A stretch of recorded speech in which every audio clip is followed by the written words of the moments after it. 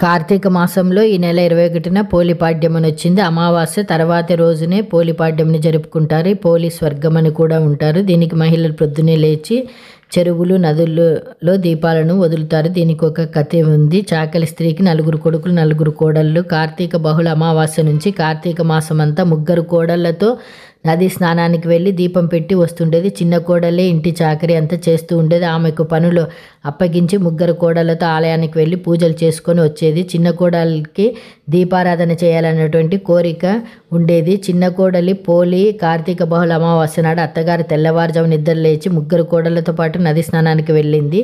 పోలి ఎలాగైనా దీపం పెట్టాలని వెన్న చిలికినటువంటి కవ్వానికి అంటుకున్న వెన్నను తీసి పెరటి చెట్టులో ఉన్న పత్తి చెట్టు కింద ఉన్న పత్తి కాడని తీసి వత్తిగా చేసి బావి దగ్గరికి వెళ్ళి స్నానం చేసి తీసిన వెన్నతో దీపారాధన చేసింది. దీపాన్ని అత్తగారు చూడకుండా చాకలి బాణను మూతగా పెట్టింది. అప్పుడే ఆకాశం నుంచి దేవదూతలు పోలిని తీసుకొని విమానాన్ని తీసుకొని వచ్చారు. పోలి ఆ విమానాన్ని ఎక్కి బొందితో స్వర్గానికి వెళ్ళింది. ఆ విధంగా వెళ్ళడం చూసి అత్తగారు 3 కోడలు పోలి కాళ్ళు పట్టుకున్నారు. పోలి అప్పుడు విష్ణుమూర్తి ప్రత్యక్షమై చిన్న కోడని వదిలిపెట్టమని మీరు శ్రద్ధ లేకుండా దీపారాధన చేశారు, కానీ పోలి ఒకరోజు ఇంట్లో దీపం పెట్టుకున్న భక్తి శ్రద్ధలతో చేసింది అని పోలిని బొందితో స్వర్గానికి తీసుకెళ్తున్నానని చెప్పారు. మీరంతా అడవుల పాలైపోతారు. ఈ కథను విని అక్షంతలు వేసుకున్నటువంటి కార్తీక మాసమంతా పురాణ పఠనం శ్రవణం చేసినటువంటి ఫలితము దక్కుతుందని పురాణాలు తెలియజేస్తున్నాయి. ఈ వీడియో నచ్చితే తప్పకుండా లైక్ చేయండి, షేర్ చేయండి, సబ్స్క్రైబ్ చేయడం మాత్రం మర్చిపోకండి.